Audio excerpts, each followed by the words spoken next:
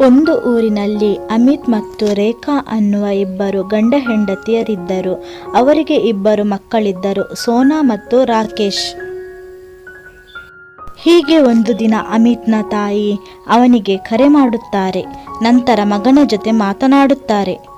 Hello ಅಮ್ಮ, ಹೇಗಿದ್ದೀಯಾ? ತುಂಬಾ ಸಮಯವಾಯಿತು ನಿನ್ನ ಜೊತೆ ಮಾತನಾಡದೆ. ನಾನು ಚೆನ್ನಾಗಿದ್ದೇನೆ ಮಗನೇ, ನೀನು ಹೇಗಿದ್ದೀಯಾ? ಮಕ್ಕಳೆಲ್ಲ ಹೇಗಿದ್ದಾರೆ? ಅವರನ್ನು ನೋಡದೆ ನನಗೆ ತುಂಬ ಎನಿಸುತ್ತಿದೆ. ದಯವಿಟ್ಟು ನೀವು ಊರಿಗೆ ಒಮ್ಮೆ ಬಂದು ಹೋಗಿ. ಸರಿ ಅಮ್ಮ, ನಾವು ಇವತ್ತೇ ಸಂಜೆ ಹೊರಡುತ್ತೇವೆ. ಸಂಜೆ ಅಮಿತ್ ತನ್ನ ಹೆಂಡತಿ ಮಕ್ಕಳೊಡನೆ ತನ್ನ ತಾಯಿಯ ಮನೆಗೆ ಹೊರಡುತ್ತಾನೆ. ಅಮಿತ್, ನಿನ್ನ ಪರಿವಾರವನ್ನು ನೋಡಿ ನನಗೆ ತುಂಬಾನೇ ಖುಷಿಯಾಗಿದೆ. ಎಷ್ಟು ದಿವಸವಾಯಿತು, ನನಗೆ ಮಕ್ಕಳನ್ನು ತುಂಬಾನೇ ಎನಿಸುತ್ತಿತ್ತು. ನನ್ನ ಇಬ್ಬರು ಕಂದಮ್ಮಗಳು ತುಂಬಾನೇ ಸುಂದರವಾಗಿದ್ದಾರೆ. ನೀವು ಅಷ್ಟು ದೂರದಿಂದ ಬಂದು ತುಂಬಾನೇ ದಣಿದಿದ್ದೀರಾ. ಬೇಗನೆ ಊಟ ಮಾಡಿ ಎಲ್ಲರೂ ವಿಶ್ರಾಂತಿ ತೆಗೆದುಕೊಳ್ಳಿ. ಊಟ ಮಾಡಿ ಎಲ್ಲರೂ ಮಲಗುತ್ತಾರೆ. ನಂತರ ಮರುದಿನ ಅಜ್ಜಿಯು ರುಚಿಯಾದ ತಿಂಡಿಗಳನ್ನು ಮಗ, ಸೊಸೆ ಮತ್ತು ಮಕ್ಕಳಿಗಾಗಿ ಮಾಡುತ್ತಾಳೆ. ನಂತರ ಅವರನ್ನು ಕರೆಯುತ್ತಾಳೆ. ಬನ್ನಿ ಬನ್ನಿ, ರುಚಿಯಾದ ತಿಂಡಿಗಳನ್ನು ಮಾಡಿಟ್ಟಿದ್ದೇನೆ, ಇಬ್ಬರೂ ತಿನ್ನಿ. ಇನ್ನು ನನ್ನ ಮೊಮ್ಮಕ್ಕಳಿಗೂ ಕೊಡುವ. ಮಕ್ಕಳೆಲ್ಲಿ? ಇನ್ನೂ ಕಾಣುತ್ತಿಲ್ಲ. ಇನ್ನೂ ಏಳಲಿಲ್ಲವಾ ಅವರು? ಹಾಗೆ ಹೇಳುತ್ತಿರುವಾಗಲೇ ಮಕ್ಕಳು ಅಲ್ಲಿಗೆ ಬರುತ್ತಾರೆ. ನಂತರ ಅವರು ಹೇಳುತ್ತಾರೆ, ಅಪ್ಪ, ನನಗೆ ಸ್ವಲ್ಪವೂ ಹಸಿವಾಗುತ್ತಿಲ್ಲ. ನಾನೀಗ ಹೊರಗೆ ಆಟ ಆಡಲಿಕ್ಕೆ ಹೋಗುತ್ತೇನೆ. ನಂತರ ಹಸಿವಾದರೆ ಬಂದು ತಿನ್ನುತ್ತೇನೆ. ಮೊದಲು ನೀನು ತಿಂಡಿ ತಿನ್ನು, ಆಮೇಲೆ ಮಾತಾಡು. ಇಲ್ಲಮ್ಮ, ನನಗೀಗ ಹಸಿವಿಲ್ಲ. ನನಗೆ ಈಗ ಏನೂ ಬೇಡ. ದಯವಿಟ್ಟು ನನ್ನನ್ನು ಬಿಟ್ಟು ಬಿಡು. ಆಗ ಸೋನಾ ಹೇಳುತ್ತಾಳೆ, ಅಮ್ಮ, ನನಗೂ ಹಸಿವಿಲ್ಲ. ನಂತರ ಬಂದು ತಿನ್ನುತ್ತೇನೆ. ದಯವಿಟ್ಟು ನಮ್ಮನ್ನು ಬಿಟ್ಟು ಬಿಡಿ. ಸರಿ, ಹಾಗಾದರೆ ನೀವು ಹೋಗಿ ಆಟಾಡಿ ಬನ್ನಿ. ನಂತರ ಮಕ್ಕಳಿಬ್ಬರು ಆಟ ಆಡುತ್ತಾ ಊರಿನಿಂದ ದೂರಕ್ಕೆ ಹೋಗುತ್ತಾರೆ. ಆಗ ಅವರಿಗೆ ಅಲ್ಲಿ ಒಂದು ದೊಡ್ಡದಾದ ಬೀಗವು ಕಾಣುತ್ತದೆ. ಅವರಿಬ್ಬರು ಆ ಬೀಗದ ಹತ್ತಿರ ಬರುತ್ತಾರೆ. ನೋಡಿ ಸೋನಾ, ಇಲ್ಲಿ ನೋಡು, ಎಷ್ಟು ದೊಡ್ಡದಾದ ಬೀಗ ಇದೆ. ಹೌದು ಕಣೋ, ಆದರೆ ಇಲ್ಲಿ ಬೀಗದ ಕೀಲಿ ಮಾತ್ರ ಕಾಣುತ್ತಿಲ್ಲ. ನಾವು ಈಗಲೇ ಹುಡುಕಬೇಕು. ನಂತರ ಇಬ್ಬರು ಆ ಬೀಗದ ಕೀಲಿಯನ್ನು ಹುಡುಕುತ್ತಾ ಈಚಿಂದಾಚೆ ಹೋಗುತ್ತಾರೆ. ಆವಾಗ ಅವರಿಗೆ ದೂರದಲ್ಲಿ ಆ ಕೀಲಿಯು ಕಾಣುತ್ತದೆ. ಇಲ್ಲಿ ನೋಡೋ, ಕೀಲಿ ಸಿಕ್ಕಿದೆ. ಈಗಲೇ ನಾವು ಆ ಬೀಗವನ್ನು ತೆಗೆಯಲು ನೋಡೋಣ ಎಂದು ಹೇಳಿ ಸೋನಾಳು ಕೀಲಿಯನ್ನು ಬೀಗದ ಒಳಗೆ ಹಾಕುತ್ತಾಳೆ. ಆವಾಗಲೇ ಆ ಬೀಗದ ಒಳಗಿಂದ ಒಂದು ದೊಡ್ಡದಾದ ಸ್ವರವು ಕೇಳಿಬರುತ್ತದೆ.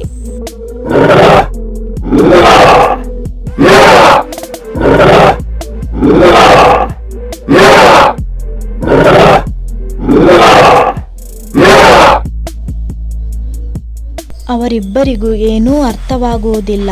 ಆದರೂ ಆ ಬೀಗವನ್ನು ಬಿಡಲು ಅವರಿಗೆ ಸ್ವಲ್ಪವೂ ಮನಸ್ಸಿರುವುದಿಲ್ಲ. ರೇಖಾ, ಮಕ್ಕಳೆಲ್ಲಿದ್ದಾರೆ? ಇಷ್ಟು ಹೊತ್ತಾದರೂ ಅವರಿನ್ನೂ ಯಾಕೆ ಬಂದಿಲ್ಲ? ಎಷ್ಟು ದೂರ ಹೋಗಿದ್ದಾರೋ ಏನೋ. ನನಗೆ ತುಂಬಾ ಭಯವಾಗುತ್ತಿದೆ. ಅವರು ಎಲ್ಲಿಗೆ ಹೋಗಿರಬಹುದು? ನಾನೀಗಲೇ ನೋಡಿ ಬರುತ್ತೇನೆ. ನೀವಿಲ್ಲೇ ಇರಿ. ಬೇಡ ಅತ್ತೆ, ನೀವು ಎಲ್ಲಿಗೂ ಹೋಗಬೇಡಿ. ನಾವೇ ಇಬ್ಬರು ಹೋಗಿ ಹುಡುಕಿಕೊಂಡು ಬರುತ್ತೇವೆ. ಆಗಲೇ ಮಕ್ಕಳನ್ನು ಹುಡುಕಿಕೊಂಡು ಅವರಿಬ್ಬರು ಆ ಜಾಗಕ್ಕೆ ಬರುತ್ತಾರೆ. ಇದನ್ನು ನೋಡಿದ ಸೋನಾಳು ಬೀಗವನ್ನು ಅವಳ ಹಿಂದಕ್ಕೆ ಬಚ್ಚಿಟ್ಟುಕೊಳ್ಳುತ್ತಾಳೆ. ನೀವು ಇಷ್ಟು ದೂರ ಯಾಕೆ ಬಂದಿದ್ದೀರಿ? ನಿಮಗೇನು ಅಷ್ಟು ಗೊತ್ತಾಗುವುದಿಲ್ಲವಾ? ಇಷ್ಟು ದೂರ ಬರುವುದು ತಪ್ಪಲ್ಲವೇ? ಸೋನಾ, ಏನದು ಬಚ್ಚಿಟ್ಟುಕೊಂಡಿದ್ದೀಯಾ? ತೋರಿಸು ನನಗೆ. ಅಂಥದ್ದೇನಿಲ್ಲಮ್ಮ, ಬಿಡು. ಸರಿ, ತುಂಬಾನೇ ಹೊತ್ತಾಯಿತು. ನಾವೀಗಲೇ ಇಲ್ಲಿಂದ ಹೊರಡಬೇಕು. ಬನ್ನಿ ಹೋಗೋಣ. ನಂತರ ಎಲ್ಲರೂ ಅಲ್ಲಿಂದ ಹೊರಡುತ್ತಾರೆ. ಅಯ್ಯೋ ಮಕ್ಕಳೇ, ನೀವು ಎಲ್ಲಿಗೆ ಹೋಗಿದ್ದೀರಿ? ಅದು ಹೇಳದೆ ಕೇಳದೆ ಅಷ್ಟು ದೂರಕ್ಕೆ ಹೋಗಿದ್ದೀರಿ. ಈ ಜಾಗ ಏನು ಅಷ್ಟು ಒಳ್ಳೆಯದಲ್ಲ. ಯಾಕೆ ಅಷ್ಟು ದೂರ ಹೋಗಿದ್ದೀರಿ? ಇನ್ನೂ ಅಂಥ ತಪ್ಪು ಮಾಡಬೇಡಿ ನೀವು. ನಮಗೆ ತುಂಬ ಭಯವಾಗುತ್ತದೆ. ಸರಿ ಸರಿ, ಎಲ್ಲರೂ ಹೋಗಿ ಮಲಗಿ, ನಾಳೆ ನೋಡೋಣ. ನಂತರ ಎಲ್ಲರೂ ಅವರವರ ಕೋಣೆಗೆ ಹೋಗುತ್ತಾರೆ. ನಾವೀಗಲೇ ಇದಕ್ಕೆ ಕೀಲಿಯನ್ನು ಹಾಕಿ ನೋಡೋಣ. ಆಗ ಏನೋ ಸದ್ದು ಬರುತ್ತಿತ್ತಲ್ವಾ? ಈಗಲೂ ಬರುತ್ತದಾ ಎಂದು ನೋಡಲೇಬೇಕು. ನನಗೆ ತುಂಬಾ ಕುತೂಹಲ ಇದೆ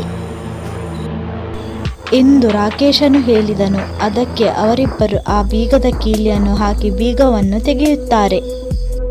ಆಗ ಬೀಗದ ಒಳಗಿಂದ ದೊಡ್ಡದಾದ ಭಯಂಕರವಾದ ಸದ್ದು ಕೇಳಲು ಶುರುವಾಗುತ್ತದೆ.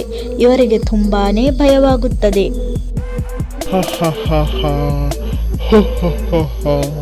ನನ್ನ ಇಷ್ಟು ವರ್ಷದ ಕನಸು ಇವತ್ತು ನನಸಾಗಿದೆ. ನನಗೆ ಇವತ್ತು ಸ್ವಾತಂತ್ರ್ಯ ಸಿಕ್ಕಿದೆ. ಇನ್ನು ನನ್ನದೇ ಸಾಮ್ರಾಜ್ಯ. ಇದನ್ನು ಕೇಳಿ ಅವರಿಬ್ಬರು ಹೆದರಿ ಅಲ್ಲಿಯೇ ಮಲಗುತ್ತಾರೆ. ಆಗ ಆ ಬೀಗದ ಒಳಗಿಂದ ಆ ದೆವ್ವವು ಹೊರಗೆ ಬರುತ್ತದೆ. ಓಹೋ, ಮಲಗಿದ್ದೀರಾ?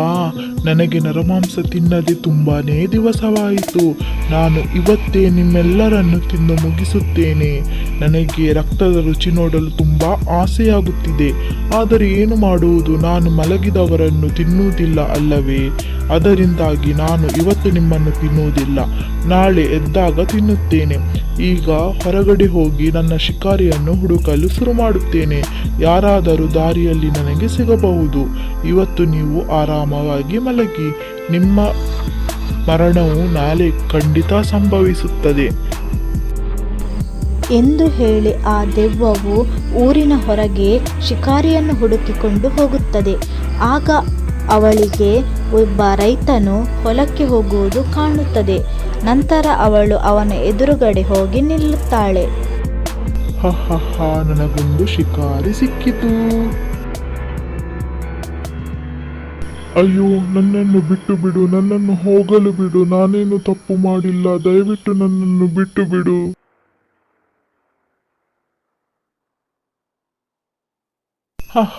ನನಗೆ ಸಿಕ್ಕಿದ ಶಿಕಾರಿಯನ್ನು ಹಾಗೇ ಸುಮ್ಮನೆ ಬಿಡಲು ನನಗೇನು ಹುಚ್ಚು ಹಿಡಿದಿದೆ ಎಂದು ಅಂದುಕೊಂಡಿದ್ದೀಯಾ? ಈಗಲೇ ನಿನ್ನನ್ನು ತಿನ್ನುತ್ತೇನೆ ನೋಡು ಎಂದು ಹೇಳಿ ಆ ದೆವ್ವವು ಅವನನ್ನು ಕೊಂದು ರಕ್ತವನ್ನು ಕುಡಿಯಿತು. ನಂತರ ಬೆಳಿಗ್ಗೆ ಊರಿನ ಜನರೆಲ್ಲರೂ ಆ ಮೃತದೇಹವನ್ನು ನೋಡುತ್ತಾರೆ. ನಂತರ ಅವರು ತುಂಬಾನೇ ಭಯಪಡುತ್ತಾ ಒಂದೊಂದು ರೀತಿಯಾಗಿ ವಿವರಿಸುತ್ತಾ ಹೋಗುತ್ತಾರೆ. ಇದೇನು ಈ ರೀತಿ ಕೊಲೆಯಾಗಿದೆ? ಯಾರು ಮಾಡಿರಬಹುದು? ನಾವೆಲ್ಲರೂ ಇನ್ನು ತುಂಬಾನೇ ಎಚ್ಚರವಾಗಿರಬೇಕು. ನಂತರ ಸೊಸೆಯು ಬಂದು ಅತ್ತೆಯ ಬಳಿ ಎಲ್ಲ ವಿಚಾರವನ್ನು ಹೇಳುತ್ತಾಳೆ. ಆಗ ಅತ್ತೆಯು ಹೇಳುತ್ತಾಳೆ, ನೀವೇನು ಹೇಳುತ್ತಿದ್ದೀರಾ? ಏನಾಗಿರಬಹುದು?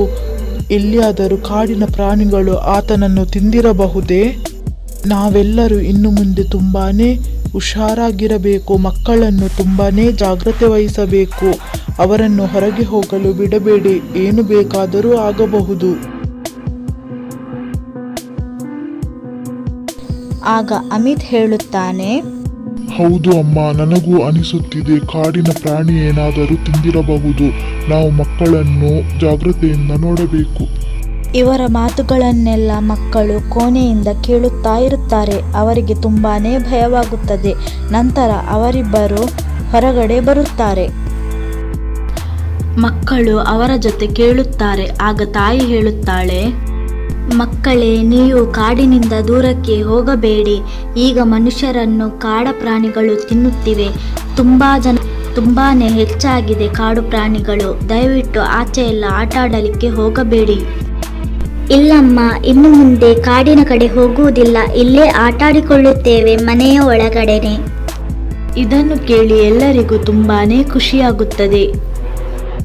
ತುಂಬಾ ದಿವಸ ಮಕ್ಕಳು ಮನೆಯ ಒಳಗಡೆನೆ ಆಟ ಆಡಿಕೊಳ್ಳುತ್ತಾ ಇರುತ್ತಾರೆ.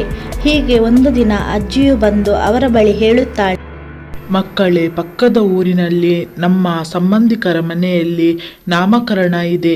ಆದ್ದರಿಂದ ನಾವು ಈಗಲೇ ಹೊರಡಬೇಕು. ಬೇಗ ಹೋಗೋಣ. ಸರಿ ಆಯ್ತು ಅಜ್ಜಿ, ನಾವೀಗಲೇ ಹೊರಡುತ್ತೇವೆ. ನಂತರ ಎಲ್ಲರೂ ಮಗುವಿನ ನಾಮಕರಣಕ್ಕೆ ಹೊರಡುತ್ತಾರೆ. ಆ ನಂತರ ಆ ಮನೆಯ ಒಡತಿಯ ಬಳಿ ಎಲ್ಲ ವಿಷಯವನ್ನು ಹೇಳುತ್ತಾರೆ. ನಾವು ಆದಷ್ಟು ಬೇಗನೆ ಇಲ್ಲಿಂದ ಹೊರಡಬೇಕು. ಯಾಕೆಂದರೆ ನಮ್ಮ ಊರಿನ ಜನರನ್ನೆಲ್ಲ ಯಾವುದೋ ಕಾಡು ಪ್ರಾಣಿಗಳು ತಿನ್ನುತ್ತಿವೆ. ದಿನಕ್ಕೊಂದೊಂದು ಸಾವು ಸಂಭವಿಸುತ್ತಲೇ ಇವೆ. ನಾವು ಆದಷ್ಟು ಬೇಗ ಹೊರಡಬೇಕೆಂದಿದ್ದೇವೆ. ದಯವಿಟ್ಟು ನಮ್ಮನ್ನು ಕ್ಷಮಿಸು. ಹೌದು ಅಜ್ಜಿ, ನಾನು ಕೇಳ್ಪಟ್ಟಿದ್ದೇನೆ. ದಿನಕ್ಕೊಬ್ಬರಂತೆ ನಿಮ್ಮ ಊರಲ್ಲಿ ಸಾಯುತ್ತಿದ್ದಾರೆ. ನನಗೂ ಅನಿಸುತ್ತಿದೆ ಈ ಕಾಡಿನ ಪ್ರಾಣಿಗಳೇ ಅವರನ್ನು ಸಾಯಿಸುತ್ತಿದೆ ಎಂದು. ನೀವು ಆದಷ್ಟು ಬೇಗ ಹೊರಡಿ. ನಂತರ ಎಲ್ಲರೂ ಹೋಗುತ್ತಿರುವಾಗ ಅವರಿಗೆ ಒಂದು ಮನೆಯ ಬದಿಯಲ್ಲಿ ಸದ್ದು ಕೇಳಿ ಬರುತ್ತದೆ. ಏನೆಂದು ಎಲ್ಲರೂ ಅಡಗಿ ಕುಳಿತು ನೋಡುತ್ತಿರುತ್ತಾರೆ. ಆಗಲೇ ಅಲ್ಲಿಗೆ ಒಂದು ದೆವ್ವವು ಬರುತ್ತಾ ಇರುತ್ತದೆ. ನನಗೊಂದು ಶಿಕಾರಿ ಸಿಕ್ಕಿತೆಂದು ನಾನು ತುಂಬಾ ಖುಷಿಯಲ್ಲಿದ್ದೆ. ಆದರೆ ಇವನು ಮಲಗಿದ್ದಾನೆ. ನನಗೆ ಇವನನ್ನು ಸಾಯಿಸಲು ಆಗುವುದಿಲ್ಲ. ನಾನಿನ್ನು ಹೊರಡುತ್ತೇನೆ, ಬೇರೆ ಶಿಕಾರಿಯನ್ನು ನೋಡುತ್ತೇನೆ ಎಂದು ಹೇಳಿ ಆ ದೆವ್ವವು ಅಲ್ಲಿಂದ ಹೊರಡುತ್ತದೆ. ಓಹೋ, ನನಗೆ ಈಗ ಅನಿಸುತ್ತಿದೆ ಊರಿನ ಜನರೆಲ್ಲರೂ ಈ ದೆವ್ವದಿಂದ ಸಾಯುತ್ತಿದ್ದಾರೆಂದು. ನಾವು ಇದನ್ನು ಕಂಡು ಹಿಡಿಯಲೇಬೇಕು.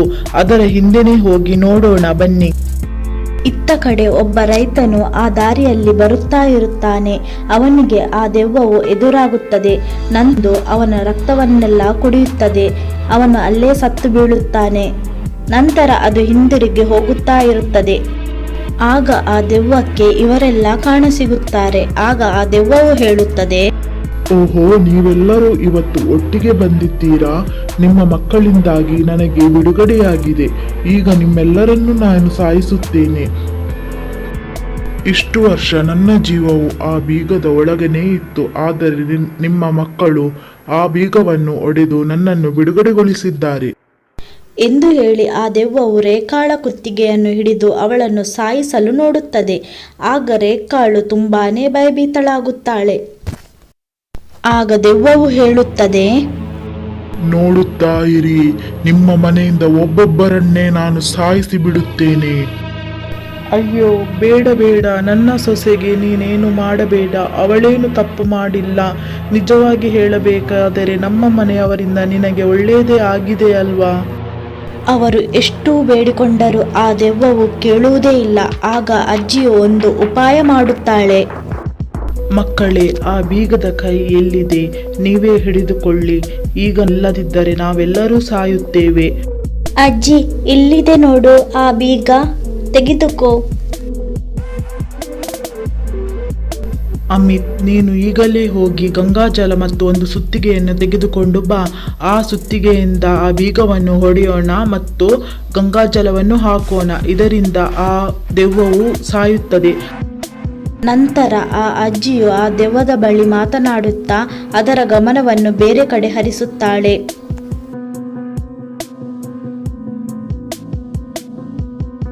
ಆ ಕೂಡಲೇ ಅಮಿತ್ ಅಲ್ಲಿಗೆ ಬಂದು ಸುತ್ತಿಗೆಯಿಂದ ಆ ಬೀಗವನ್ನು ಜೋರಾಗಿ ಹೊಡೆಯುತ್ತಾನೆ. ಆಗ ಆ ದೆವ್ವಕ್ಕೆ ತುಂಬಾನೇ ನೋವಾಗುತ್ತದೆ. ಅದು ತುಂಬಾನೇ ಅರಚಲು ಶುರು ಮಾಡುತ್ತದೆ. ಅಯ್ಯೋ, ಬೇಡ ಬೇಡ, ಸುತ್ತಿಗೆಯಿಂದ ಆ ಬೀಗವನ್ನು ಹೊಡಿಬೇಡ, ನನಗೆ ತುಂಬಾ ನೋವಾಗುತ್ತಾ ಇದೆ. ನಂತರ ಅಮಿತ್ ಆ ಬೀಗವನ್ನು ಹೊಡೆದು ಆ ಬೀಗದ ಮೇಲೆ ಗಂಗಾ ಜಲವನ್ನು ಹಾಕುತ್ತಾನೆ. ಇದರಿಂದ ಆ ದೆವ್ವವು ಸಂಪೂರ್ಣ ಸುಟ್ಟು ಹೋಗುತ್ತದೆ.